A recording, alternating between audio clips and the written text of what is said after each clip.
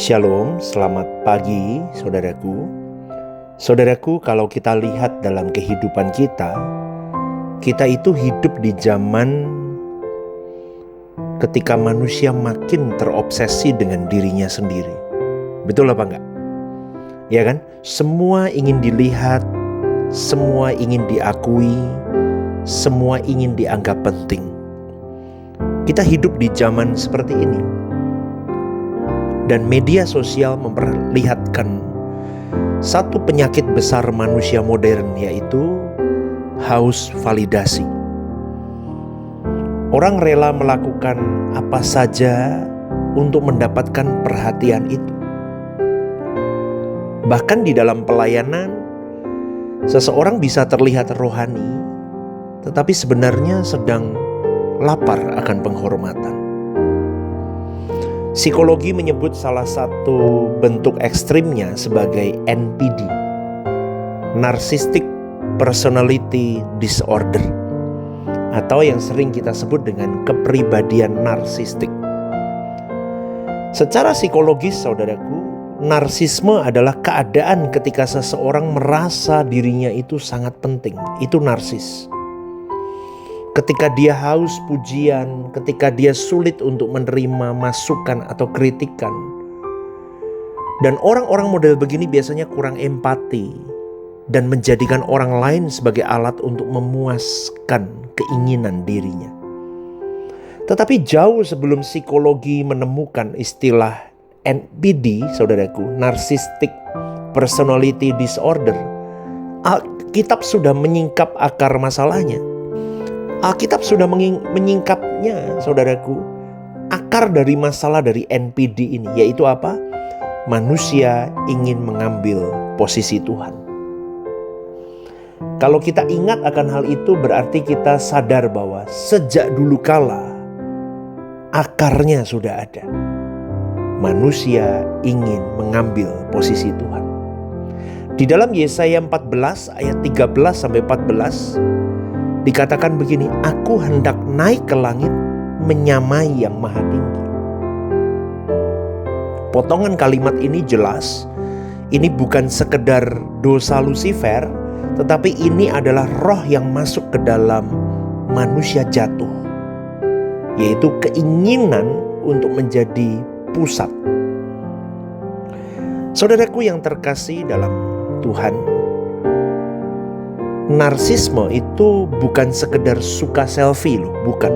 Tetapi narsisme itu adalah ketika hidup kita mulai berputar di sekitar, dalam tanda kutip, aku.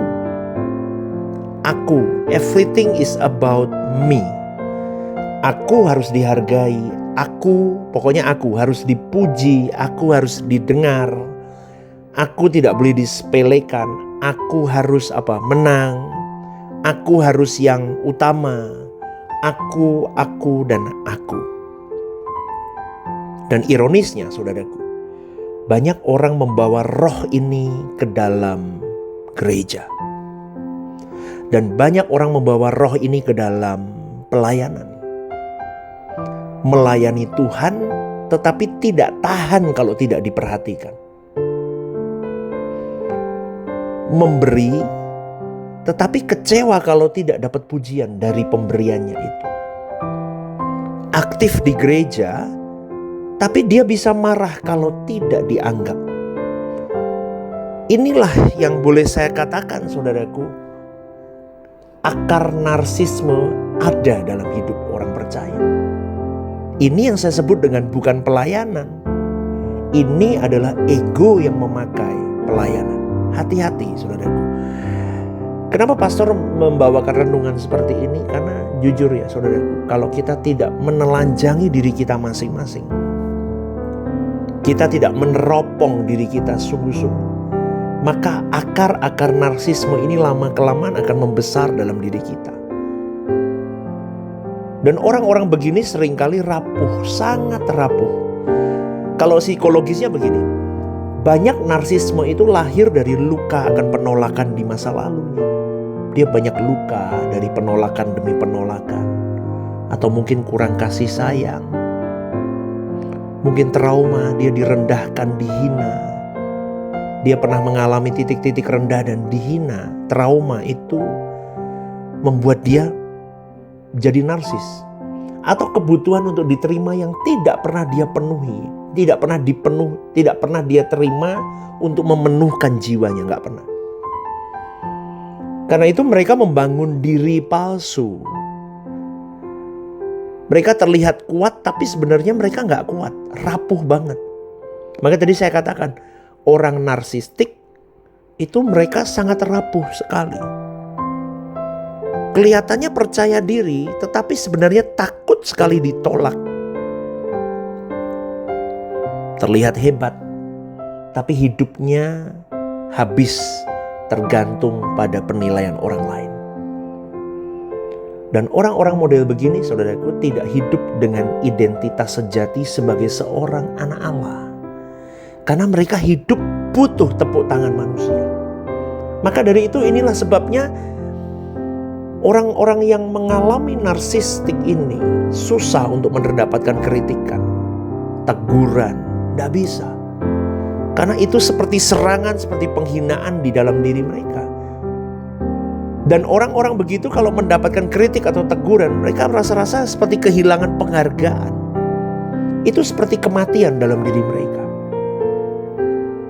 Karena identitas mereka itu dibangun bukan di dalam Tuhan, mengakar di dalam Kristus, bukan, tetapi di dalam opini manusia lain. Ini yang berbahaya, saudaraku. Maka orang narsistik tidak selalu percaya diri hidupnya. Karena dia tergantung sama nilainya orang, menilai dia. Lah ini yang bahaya, naik turun hidupnya. Dunia berkata temukan dirimu, utamakan dirimu, naikkan value dirimu, betul kan? Dunia kan begitu, kejar, utamakan dirimu sendiri, temukan siapa kamu, naikkan value-mu. Tapi Injil berkata sangkal dirimu. Ini sudah berbeda. Maka Kristus datang ke dunia ini tidak datang untuk memperbesar ego kita. Tetapi Kristus mengajarkan kalau kau mau ikut aku, sangkal dirimu, pikul salibmu. Setiap orang yang mau ikut aku ia harus menyangkal diri. Lukas 9 ayat 23. Kekristenan sejati bukan perjalanan untuk membesarkan ego diri. Kekristenan adalah proses untuk menghancurkan manusia lama supaya karakter Kristus itu lahir dalam diri kita. Banyak orang mau Yesus sebagai juru selamat, tetapi tidak mau menghidupkan Yesus dan mematikan egonya dan digantikan dengan karakter Kristus. Mereka ingin diberkati, tapi mereka tidak mau pikul salib. Padahal selama aku dalam tanda kutip ini, diri kita, ego kita masih duduk di tahta, saudaraku, Kristus tidak akan pernah benar-benar memerintah dalam diri kita. Saudaraku, sekali lagi, kita harus berjuang untuk memetakan apa dan bagaimana kehidupan kita. Coba bagaimana dengan diri kita? Apakah ada akar-akar narsistik yang masuk di dalam diri kita? Kita harus segera memangkas, mematikan dan menghidupkan Kristus lebih lagi dalam diri kita. Narsisme berkata layani aku, tapi Kristus berkata aku datang untuk melayani. Narsisme berkata aku harus ditinggikan, tapi Kristus berkata barang siapa merendahkan diri, ia akan ditinggikan. Narsisme menggunakan orang lain untuk keuntungan dirinya, tetapi Kristus mengorbankan dirinya untuk kepentingan orang lain. Coba, ini sebuah kontradiktif yang jelas. Pribadi Yesus, kalau kita hidup beriman kepada Kristus, maka hidup kita kebalikan dengan narsisme ini. Maka siapa kita sesungguhnya? Kita bisa melihat diri kita dengan teliti. Jangan nilai orang lain, nilai diri kita sendiri, saudaraku. Galatia 2 ayat 20 berkata, namun aku hidup, tetapi bukan lagi aku sendiri yang hidup, melainkan Kristus yang hidup di dalam aku. Kalimat ini sangat bertentangan dengan semangat zaman hari ini. Kalau dunia berkata jadilah versi terbaik dirimu, tetapi Injil berkata biarkan dirimu mati. supaya Kristus itu hidup di dalam hidupmu. Saudaraku yang terkasih di dalam Tuhan, kekristenan itu bukan membuat manusia sukses sebagai dirinya sendiri, tetapi menghapus manusia lamanya supaya karakter Kristus itu menggantikan seluruh hidupnya.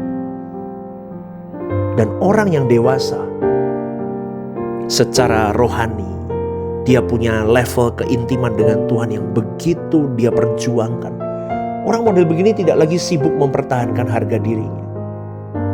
Dia mulai kehilangan kebutuhan untuk dipuji. Dia mulai kehilangan kebutuhan untuk merasa penting. Dia tidak lagi hidup dari pengakuan manusia, karena pusat hidupnya sudah berpindah dari aku menjadi Kristus. Kepentingannya berubah dari aku menjadi Kristus. Kebutuhannya berubah dari aku menjadi Kristus. Ini yang seharusnya kita pahami, bahwa salib adalah kematian bagi ego diri kita. Salib adalah kematian bagi aku dalam tanda kutip. Maka kalau boleh saya simpulkan begini, saudaraku. Masalah terbesar manusia itu bukan iblis, bukan dunia, bukan keadaan. Tetapi masalah terbesar manusia itu adalah dirinya sendiri yang ingin menjadi Tuhan kecil dalam hidupnya. Dan selama aku ini masih menjadi pusat, kita tidak akan pernah bisa benar-benar mengenal Kristus dan menghidupkan Kristus. Hari ini Tuhan tidak sedang mencari orang hebat loh saudaraku. Tuhan sedang mencari orang yang rela turun dari tahtanya supaya Kristus naik menjadi raja atas hidup sepenuhnya. Itu saudaraku. Stop jadi Tuhan kecil dalam hidup kita. Ayo. Kalau enggak, kita akan terjebak di dalam narsistik. Kita akan jadi orang-orang yang narsis saudaraku dengan hidup ini. Maka coba refleksikan pertanyaan-pertanyaan ini. Apakah aku melayani Tuhan? Atau aku sedang cari pengakuan? Apakah aku mudah terluka saat orang lain tidak menghargaiku apa enggak? Apa hidupku ini masih berpusat pada diriku sendiri atau pusatnya sudah mulai ke Tuhan? Apakah Kristus benar-benar satu-satunya yang ingin kuhidupi dan kuhidupkan dalam hidupku? Coba pertanyaan-pertanyaan ini bisa menjadi sebuah cambukan untuk kita merefleksi diri kita, saudaraku. Orang narsistik memakai Tuhan untuk meninggikan dirinya. Tetapi murid Kristus rela kehilangan dirinya demi meninggikan Tuhannya. Semoga renungan pagi hari ini, saudaraku, dapat memberikan kepada kita semua pemahaman bahwa aku bukan Tuhan. Dan aku tidak layak menciptakan Tuhan kecil dalam hidupku sendiri. Karena pusat segalanya adalah Tuhan. Tuhan itu sendiri dalam hidupku. Amin saudaraku, semoga renungan ini jadi berkat ya. GSKI Rebut Semarang, One Vision, One Heart for Harvesting. God bless you. Shalom saudaraku yang terkasih di dalam Tuhan. Ada program baru yang bernama Are You Okay? Ini adalah program yang memang diadakan bagi saudara-saudari yang rindu atau ingin didoakan. Mungkin saudara-saudari sedang mengalami pergumulan-pergumulan hidup yang sulit, yang berat, menghadapi masalah-masalah yang tidak mudah. Saudara-saudari bisa klik di formulir online yang tertera atau scan barcode di situ. Anda bisa tuliskan di sana apa yang menjadi pergumulan masalah Anda yang ingin didoakan. Tujuannya satu, Anda tidak merasa sendiri. Saya sendiri akan mendoakan beserta tim yang akan menangani ini. Saya akan mendoakan di dalam mesbah-mesbah doa kami. Tujuannya satu, supaya saudara-saudari merasa ada yang support, tidak sendirian berjalan menghadapi beratnya kehidupan. Ini kerinduan saya, kita berbagi kasih secara nyata. Dan kiranya program baru ini bisa menjadi berkat untuk kita semua. Tuhan Yesus memberkati.